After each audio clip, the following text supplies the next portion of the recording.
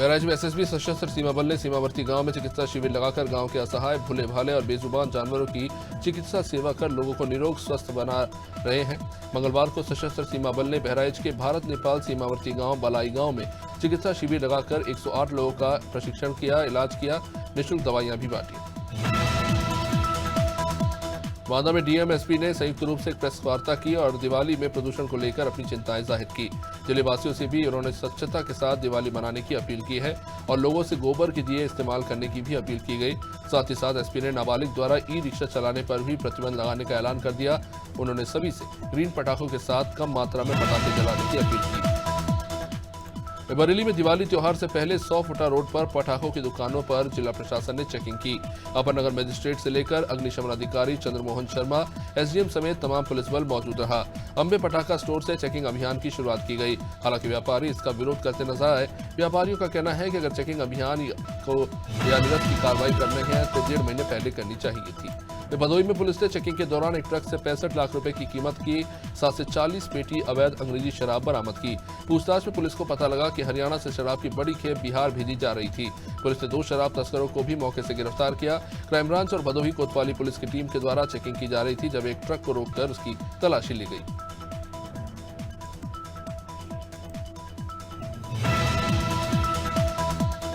खबर देवरिया जिले से, जहां पानी भरने को लेकर आपसी रिश्ते खूनी संघर्ष में बदल गए।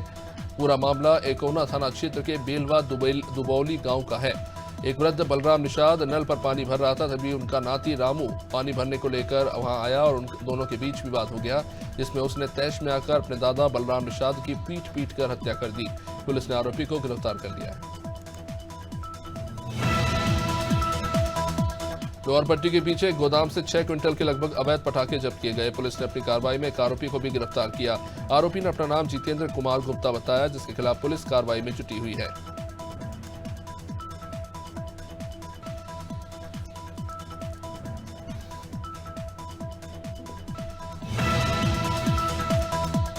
हरदोई के शाहबाद में महिला का अश्लील वीडियो वायरल हो रहा है। वायरल वीडियो से अवसाद में आकर महिला ने फांसी लगा ली।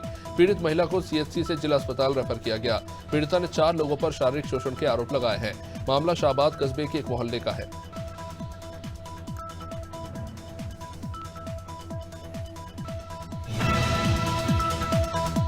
हरदोई में स्कूल में घटिया मिड डे मील मिलने पर बच्चे नाराज हैं। कहीं खाने में कीड़े निकल रहे हैं तो कहीं कच्चे चावल खिलाकर बच्चों की सेहत के साथ खिलवाड़ किया जा रहा है। स्कूल प्रशासन की गैर जिम्मेदाराना हरकत का एक वीडियो भी सामने आया। इसको लेकर लोगों में खासा गुस्सा है।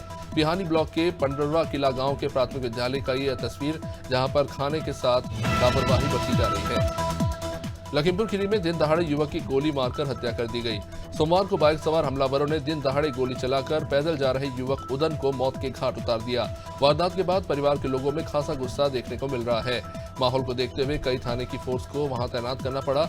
मितौली थाना क्षेत्र में पैदल जा रहे युवक पर फायरिंग हुई थी। लखनऊ में कांग्रेस प्रदेश अध्यक्ष नदवा कॉलेज पहुंचे। अजय राय ने नदवा के उल्मा से मुलाकात की। उन्होंने मौलाना बिलाल नदवी और मौलाना जाफर से भी मुलाकात की।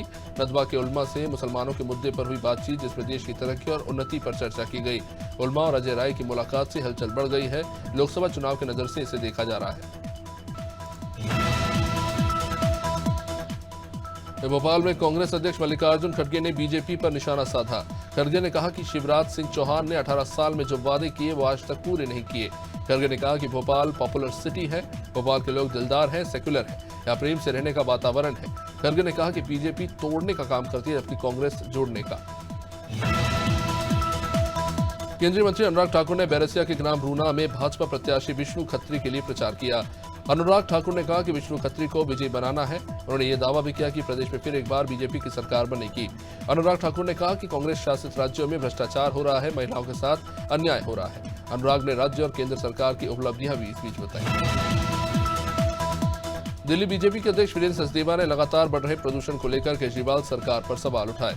उन्होंने कहा कि दिल्ली में लगातार बढ़ते प्रदूषण पर सुप्रीम कोर्ट ने सख्त टिप्पणी दी है और सुप्रीम कोर्ट ने भी यह माना है कि दिल्ली में लगातार प्रदूषण बढ़ रहा है। बीजेपी अध्यक्ष ने भी यह माना कि दिल्ली में बढ़ रहे प्रदूषण की वजह पंजाब में जल रही पराली है, लेकिन दिल्ली के सीएम इस बात को लगातार झुठला रहे हैं।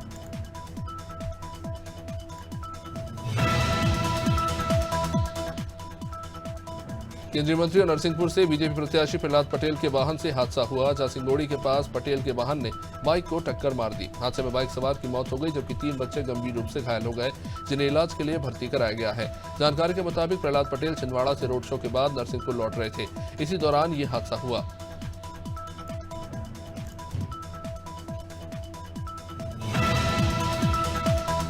बीजेपी के राष्ट्रीय अध्यक्ष जेपी नड्डा ने खरगोन जिले के बड़वा में बीजेपी प्रत्याशी सचिन बिरला के समर्थन में चुनावी सभा की।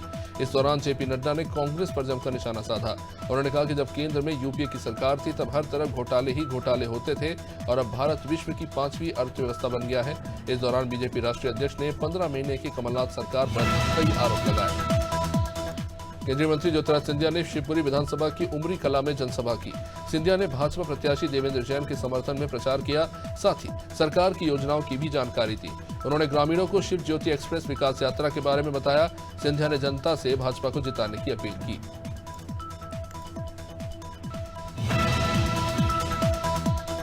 सागर जिले के बक्सवाहा गांव के किसान की जमीन पर दबंगों ने कब्जा कर लिया, जहां दृष्टिहीन किसान बहादुर अहिरवार की 5 एकड़ जमीन को दबंग ने हड़प लिया। वही जमीन को लेकर एसडीएम कोर्ट ने बहादुर के पक्ष में फैसला सुनाया है, साथ ही कब्जा दिलाने का आदेश भी 2020 में पारित किया, लेकिन कोर्ट के आदेश के बावजूद भी पुलिस प्रशासन उसकी जमीन का कब्जा बहादुर को नहीं दिला पाया। गुजरात के मुख्यमंत्री भूपेंद्र पटेल ने रतलाम के धामनोद में जनसभा को संबोधित किया। उन्होंने रतलाम ग्रामीण के भाजपा प्रत्याशी मथुरा लाल डामोर के समर्थन में प्रचार किया और जनता से वोट मांगे। भूपेंद्र पटेल ने केंद्र और राज्य सरकार की योजनाओं की जानकारी भी दी।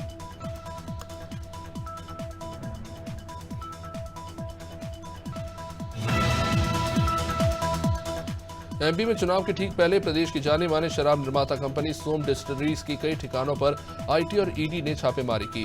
देर रात आईटी और ईडी ने भोपाल, जबलपुर, इंदौर, रायसेन और छत्तीसगढ़ स्थित कई ठिकानों पर एक साथ छापेमारी की।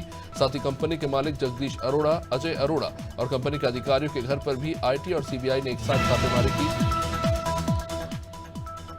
भोपाल के पूर्व केंद्रीय मंत्री आनंद शर्मा ने प्रेस कॉन्फ्रेंस की। आनंद शर्मा ने कहा कि मध्य प्रदेश में प्रधानमंत्री के दौरे से कोई फर्क नहीं पड़ेगा। वहीं उन्होंने नरेंद्र सिंह तोमर के बेटे के वायरल वीडियो को लेकर प्रधानमंत्री पर निशाना साधा, साथ ही प्रधानमंत्री की चुप्पी पर सवाल उठाए।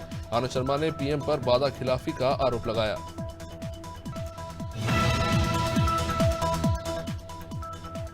छिंदवाड़ा की सिटी कोतवाली पुलिस को शराबी चूहों ने चुनौती दे रखी है। पुलिस ने पिंजरा लगाकर एक चूहे को पकड़ा जरूर, जबकि बाकी चूहे फरार हैं। सिटी कोतवाली के मालखाने में चूहों ने धावा बोलते हुए शराब की 7 बोतलें जमीन पर बिखेर दी हैं और शराब को चूहे गटक रहे हैं। बताया जा रहा है कि कोतवाली थाने की बिल्डिंग पुरानी है, इसी कारण चूहे सुरंग बनाकर बाहर से आ जाते हैं।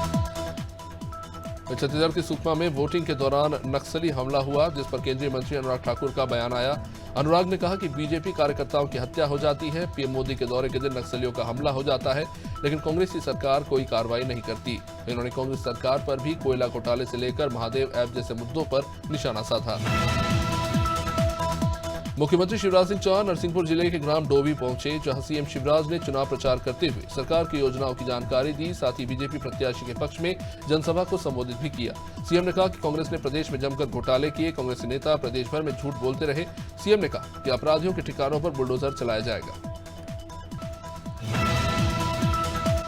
छत्तीसगढ़ में पहले चरण के लिए 20 सीटों पर मतदान हुआ। इस दौरान छत्तीसगढ़ जनता कांग्रेस के नेता अमित जोगी ने अपने पिता अजीत जोगी की समाधि स्थल जाकर आशीर्वाद लिया। मतदान को लेकर अमित जोगी ने कहा कि पहले चरण में जिन सीटों पर मतदान हुआ है उनके परिणाम चौंकाने वाले होंगे।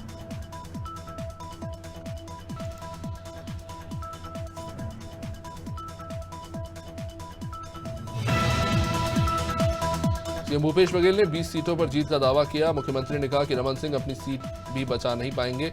इस बार कांग्रेस पार्टी 18 से 19 सीटों पर जीत हासिल करेगी। साथ ही मुख्यमंत्री बघेल ने कहा कि प्रदेश में कांग्रेस ने अच्छा काम किया है, जनता के हित में कई योजनाएं चलाई हैं, इसलिए जनता भरोसा जता रही है।